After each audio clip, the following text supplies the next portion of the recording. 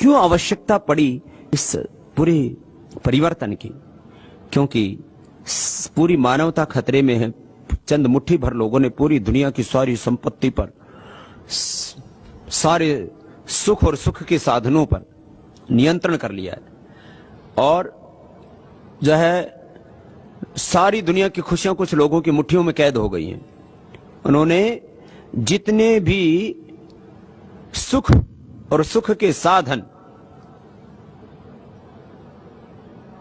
सारी दुनिया की खुशियां कुछ लोगों ने मुट्ठियों में कैद कर ली। अब इससे इस पूरी मानवता को बचाना है। देखो, वो लोग अपने किए से बाज नहीं आ रहे हैं। ये जो पूरी साम्राज्यवादी ताकतें, इनकी शुरुआत हुई कुछ लोगों से। नेपोलियन, हिटलर आदि उसके बाद में शिकार हुए। पूरी ये दुनिया की साम्राज्यवादी पूंजीवादी जो सोच है, इसके दो हैं संस्थापक। एक हैं रॉथसाइल्ड और दूसरे हैं रॉकफेलर। और दोनों के ही संयोग से 5-5 बच्चे थे और उससे जो है ये पूरी पूंजीवादी साम्राज्यवादी व्यवस्था खड़ी हुई। क्या नाम बताया? एक का नाम रॉथसाइल्ड, उसको रॉथशिल्ड भी बोलते हैं, कुछ रॉथसाइल्ड बोलते हैं, और दूसरे रॉकफेलर। रॉकफेलर अमेरिका में पैदा हुआ, यह 18वीं शताब्दी की देन है, और 17वीं शताब्दी के बीच में ये रॉथसाइल्ड पैदा हुआ। रॉथसाइल्ड, अब रॉथसाइल्ड जो है ये यहूदी परंपरा में विश्वास रखता है। इसने बैंक और बैंकर्स की, बैंकों की व्यवस्था ही, ये जो करेंसी की व्यवस्था, वो उसके जनक मूल रूप से यही है। बैंक और बैंकर्स, ये पूरा जो सिस्टम, जो पूरी दुनिया की सारी संपत्ति कहां जाती है? अंततोगत्वा बैंकों में जाती है और जो है सोने में जाती है। तो सोने और बैंक की व्यवस्था को विश्व स्तर पर स्थापित करने वाला व्यक्ति जो है, उसने पूरी दुनिया की उस समय जो आर्थिक राजधानियां थी, 5 जगह पर उसने अपने बच्चों को भेज दिया। और उसका सबसे बड़ा बच्चा तो बहुत ही शातिर था। माने इस व्यक्ति ने जिंदगी में शातिर पने के अलावा कभी कुछ भी नहीं किया, खाली यही तिकड़म कि सारी दुनिया के फिर जो ताकतवर लोग हैं उनके सारी संपत्ति को अपने यहां बैंक में कैसे लाया जाए और उन बैंकों से फिर पूरी दुनिया को कैसे चलाया जाए।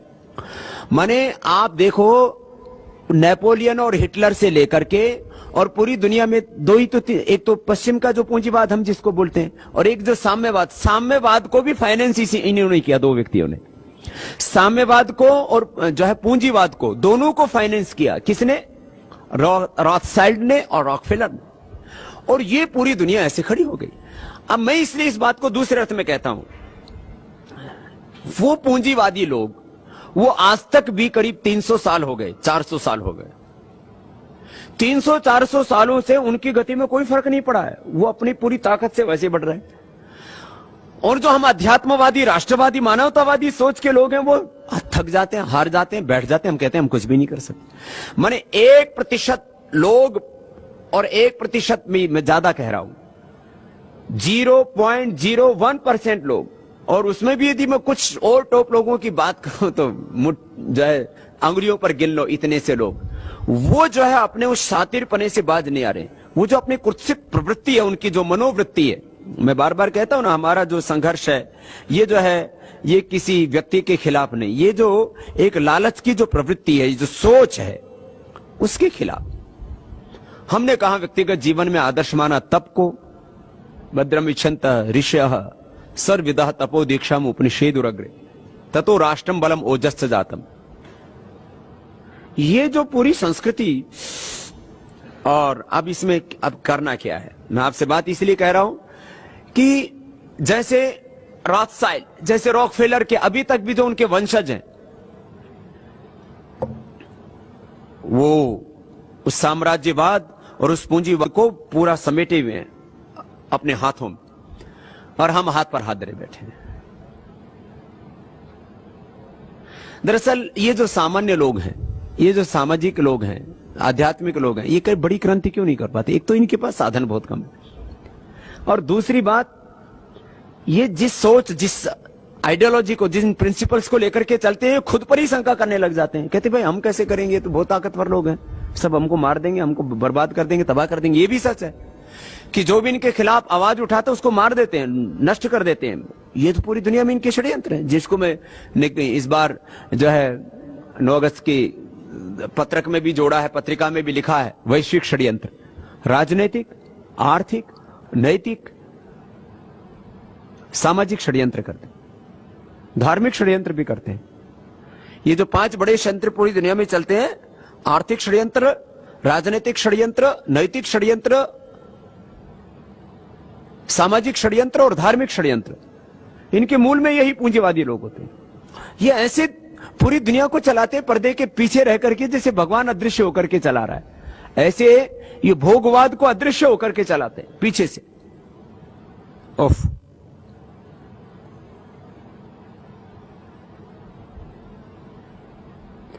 किस तरह से ये सारी व्यवस्था चलती है, मैं इसको फिर बाद में पूरा रखता हूं। अभी मैं आपके सामने कुछ तथ्य और रख देता हूं। और इन चीजों को समझना और पूरे देश को समझाना है, तभी पूरा देश अपने साथ खड़ा होगा।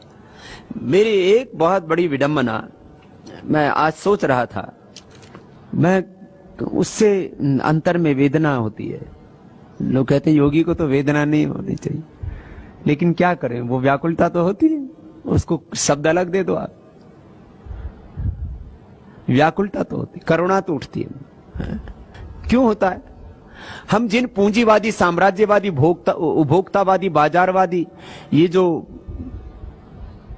पूरी दुनिया में ग्लोबलाइजेशन, रियलाइजेशन के जो पोषक है, उनको तो पता है, पूंजीवादी ताकतों को पता है, साम्राज्यवादी ताकतों को पता है कि हम उनके दुश्मन हैं, लेकिन हमारे दोस्तों को पता ही नहीं कि उनके लिए हम जी रहे। जो आम आदमी है, गरीब आदमी है, मजदूर आदमी है, किसान आदमी है, हिंदू है, मुसलमान है, जो सवर्ण, वाल्मीकि, वनवासी, आदिवासी, वो जो लोग हैं, उनको ये पता ही नहीं कि उनके लिए कोई मर रहा है। जिनके लिए हम मर रहे हैं, जिनके लिए हम तड़प रहे हैं, जिनके लिए हम व्याकुल हैं, आकुल हैं, जिनके लिए 24 घंटा एक हृदय में करुणा का भाव लिए, वात्सल्य का भाव लिए हम पागलों की तरह लगे हुए, उनको पता ही नहीं है कि उनके लिए कोई पागल है। हमारे दुश्मनों को हमारी पहचान है, लेकिन हमारे दोस्तों को पता ही नहीं है कि उनके लिए कोई लड़ रहा है। तो दुश्मनों के हम निशाने पर हैं और दोस्तों के लिए हम अनजान।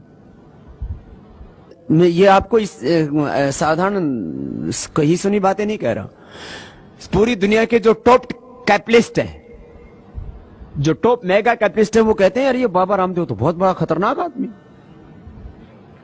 ये तो हमें बर्बाद करना चाहता है। ये आपको मैंने किसी से सुनकर के नहीं कह रहा हूं, मैं अपने कुछ दूत भेजे, मैंने अपने दूत भेजे, मैंने कभी इन लोगों से पूछो ये हमारे बारे में क्या सोचते हैं, तो बोलते हैं ये बाबा तो बहुत खतरनाक है, ये तो हमें बर्बाद करना चाहता है।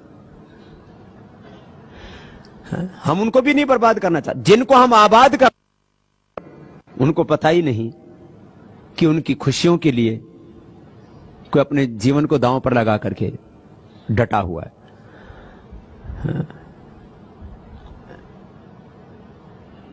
उनको भी हम बर्बाद नहीं करना चाहते, उनसे भी हम कहते हैं भाई तुम भी जियो, दूसरों को भी जीने दो भाई। अब मैंने कहा जो पूंजीवादी लोग हैं वो थके नहीं है, वो रुके नहीं है, वो और हम ईश्वर पुत्र कहने वाले, खुद को ऋषि पुत्र कहने वाले, हम सब ईश्वर पुत्र आध्यात्मिक लोग, बोले हमने सोच ऐसी बना ली, बोले अपने को क्या करना, ये पैसा तो हाथ का मैल है, आनी जानी है माया, ये माया तो ठगनी है, ये माया तो जो है बेगानी है। हम जो है काया और माया दोनों की निंदा करने में मशगूल है, दोनों का तिरस्कार करने में लगे, तो फिर दूसरे लोग तो ताकतवर होंगे। आप देखो जितनी भी आध्यात्मिक लोग हैं उतने ही पैर पसाओ, क्या बोलते हैं कहावत है ना, उतने ही पैर पसारो जितनी गुदड़ी, जितनी लंबी चादर है गुदड़ी है उतना ही पैर पसारो। तो हमारी क्या पैर तो बड़े हो गए और हमारी गुदड़ी छोटी हो गई, तो हम पैर मोड़ करके सोने लग गए। लेकिन हमने अपनी गुदड़ी बड़ा करने का काम नहीं किया, हमने ऐसी मान्यताएं बना ली, पता नहीं ये कहां लिखी हुई है। ऐसे ये मध्यकाल में ऐसे हमने कहावतें, ऐसे मुहावरे, ऐसी कहावतें